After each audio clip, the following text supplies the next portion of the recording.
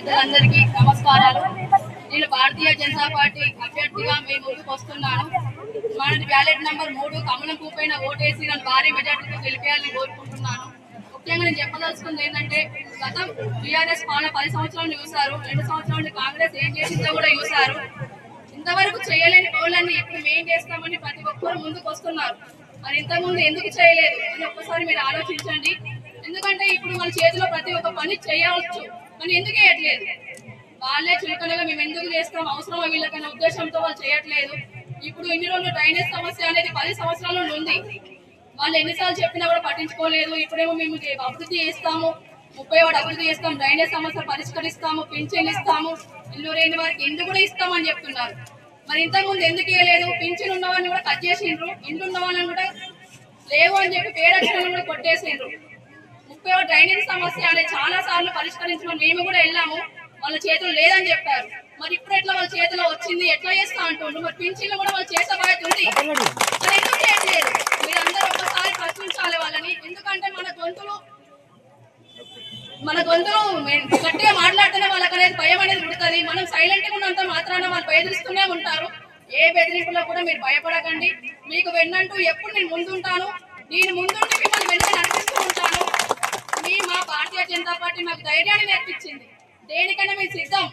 మేము మా ప్రాణాలు తెగించైనా కూడా మీకు ముందుండి మా ప్రాణం త్యాగం చేస్తాం తప్ప మిమ్మల్ని మాత్రం ఇబ్బంది పెట్టాం. మేము అదొకటి మేము చెప్తున్నాం. మీరు ఒక్కసారి ఆలోచించండి. దేనికి ఓటేస్తే మన భవిష్యత్తు బాగుంటుంది, దేన్ని గెలిపించుకుంటే మన అభివృద్ధి జరుగుతుందని ఆలోచించండి. మేము మాత్రం దేనికి కూడా వెనుకడలేదు లేదు. ఒక్కసారి అడిగేసినామంటే తగ్గేదే లేదు. భారతీయ జనతా పార్టీ అంటే ఏంటో మేము నిరూపిస్తాము. ఒక్కసారి అవకాశం ఇవ్వండి, మమ్మల్ని భారీ మెజార్టీతో గెలిపియండి. నేను ఇంకో చెప్పదలుచుకుంది ఏంటంటే, మీరు నన్ను భారీ మెజార్టీతో గెలిపిస్తే మనమనేది వాళ్ళ అహంకారం అనేది దింపదలుస్తాం. వాళ్ళ అహంకారం తగ్గాలి. వాళ్ళది ఏంటంటే ఇప్పుడు మాకు డబ్బు ఉంది, పలుకుబడి ఉంది, మేము ఏమైనా చేస్తామని నిరూపిస్తున్నారు. అది కాదు మనకు కావాల్సింది. మనకు పని చేస్తే నాయకుడు కావాలి, కార్యకర్త కావాలి. కాబట్టి మనకు పని చేసే వాళ్ళని ఎంచుకోండి. మీరు మేనిఫెస్టో పెట్టాము, వాళ్ళు దాని మీద చాలా ఆరోపణలు చేస్తారు. అది మీరు ఒక్కరు నమ్మకండి. మేము ఎందుకోసం పెట్టామంటే మీకు సేవలు చేయడానికి మేము ముందుకు వచ్చాము. మేము చిన్నప్పుడు చాలా కష్టపడే ఇక్కడికి వచ్చాము. మాకేమి ఫస్ట్ నుండి మేమేమో ఆస్తులున్న వాళ్ళం కాదు. మేము ప్రతి ఒక్కటి మా చేతుల్లో సంపాదించడం, కష్టపడిన సంపాదన తప్ప మేము అందరం దోచుకొని సంపాదించిన ఆస్తులేం లేవు. మేము చెప్పాల్సిన వాళ్ళు అన్ని దోచుకుంటారు కాబట్టి మీకు చేస్తా అంటున్నారు. అది కూడా చేయట్లేదు, దోచుకునే సొమ్ము కూడా ప్రజలకు వేయట్లేదు. మాకు అవన్నీ అవసరం లేదు. మనం ఏంటంటే మన సొంతంగా మనకు కావాల్సిన మనం చేసుకోవాలి, మన వార్డు అనేది అభివృద్ధి చెందాలి. మీరు ఒక్కసారి ఆలోచించి అందరూ మూటుమ్మడిగా ఉండి కమలం పువ్వుకు ఓటేయండి. మన భారీ మెజార్టీతో 30 వార్డు అనేది చూపించాలి. మన 30 వార్డును ప్రతిఫలం మన అందరి బలం ఏందో మనం ఇప్పుడే చూపించాలి. మన 5 ఏళ్ల జీవితం మాత్రం వేస్ట్ చేయకండి.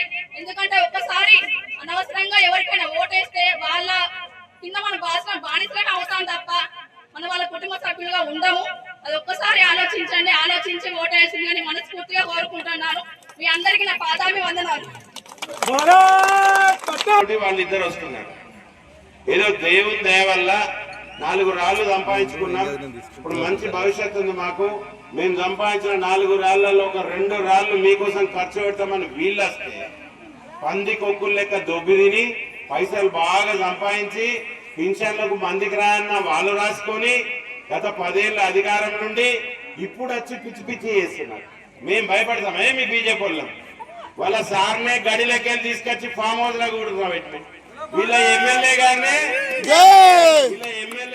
క్యాంపు కార్యాలయానికి తీసుకొచ్చి రోడ్ల మీద కూర్చుండ పెడుతున్నాం. గాళ్ళకు భయపడతామా? గల పైసలకు భయపడతామా? ఇంత అన్న సిగ్గుండాలి మాట్లాడదాందుకు. చిన్న పిల్లలు భవిష్యత్తు మంచుకుంది. పాపం అబ్బాయి కష్టపడుతున్నాడు, అమ్మాయితో మీకు సేవ చేయించదలుచుకున్నాడు. దాన్ని వద్దని బదనాలు చేస్తారు. సిగ్గుండాలి కదా. 10 సంవత్సరాలుగా నువ్వు చేయలేని పనులు వాళ్ళు చేస్తామని చెప్పి ప్రభుత్వం దగ్గర డబ్బు లేదు, కాంగ్రెస్ పార్టీ దగ్గర డబ్బు లేదు. ఇవాళ ముఖ్యమంత్రి నన్ను ఘోషణ 1 రూపాయి లేకుంటుండు. మరి మీరు ఏ రకంగా చేస్తారని చెప్పి ప్రజలు అడిగితే మేము మా సొంత పైసలతో చేస్తామని మేనిఫెస్టో కొట్టించుకొస్తే సిగ్గు లేకుండా అవి చేయరాదంటారు. అవ అంబులెన్స్ మన సొంతం మన వార్డులు ఉంటే మనకేమైనా తప్ప ఉపయోగపడదా? అక్కడ వస్తుందా రాదా? వస్తుంది కదా. మరి ఇక్కడ ప్యూరిఫైడ్ వాటర్ ఫ్రీగా ఇస్తే మీకేమన్నా నష్టమా? వాళ్ళ డబ్బులతో మీకు తాగిపిస్తా అంటే మీకేమన్నా తిప్పలా? కాదు కదా.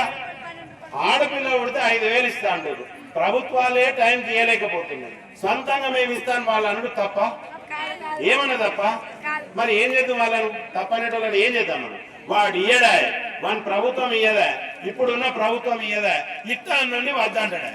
ఏంది మరి ఏం చేద్దాం అన్నది? మీరు కూడా ఆలోచించాలన్నా వద్దా? ఇప్పుడు మనం 10 ఏళ్ళకెళ్ళి వాళ్ళు అధికారం ఇచ్చినాం, వాళ్ళు పనిచేస్తున్నారు. వేరేటోళ్ళకి ఇస్తేనే కదా తేడా ఏందని తెలిసేది. మనం వాళ్ళ ఇంటికి పోతే దర్వాజా కాడ నిలబడాలి, మీరు దర్వాజా కాడకి వస్తే హరీష కూర్చేస్తారు.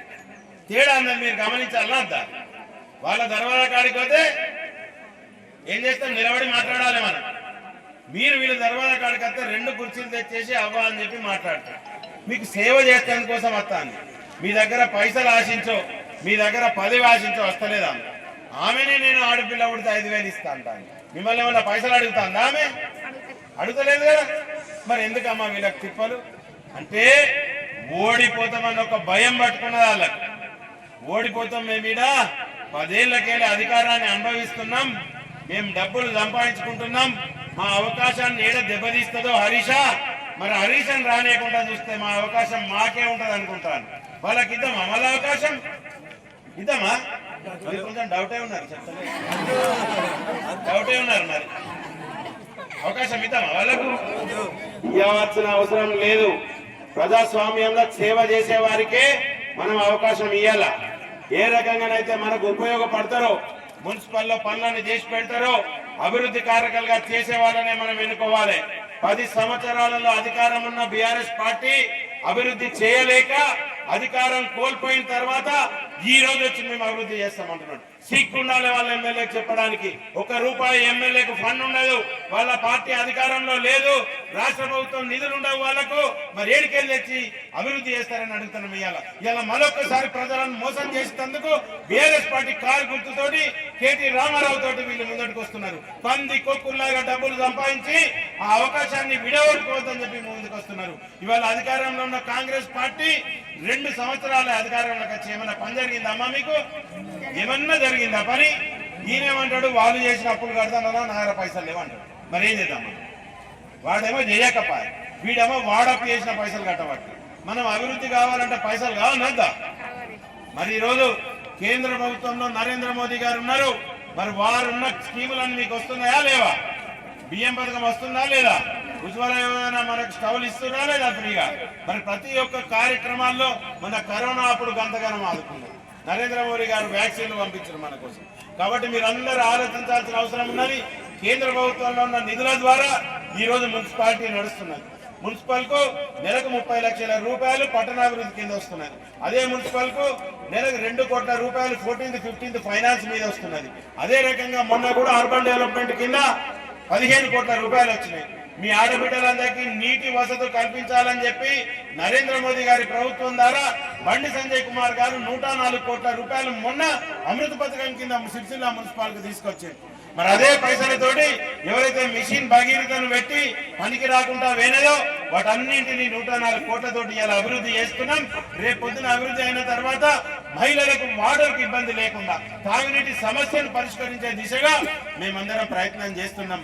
మరి అటువంటి పనులు మనకు కావాలన్నా వద్దా? కావాలా వద్దా? ఇప్పుడు ఆలోచనలో పడ్డారు. ఇక మళ్ళీ ఏం చెప్పేది?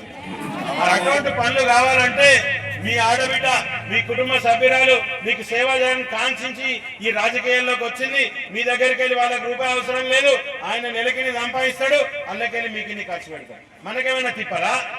కనుక మీరందరూ భారతీయ జనతా పార్టీ బలపరిచిన అభ్యర్థి కర్ణ హరీష గారిని కమలం పువ్వు గుర్తు మీద ఓటేసి గెలిపించవలసిందిగా కోరుతున్నాం.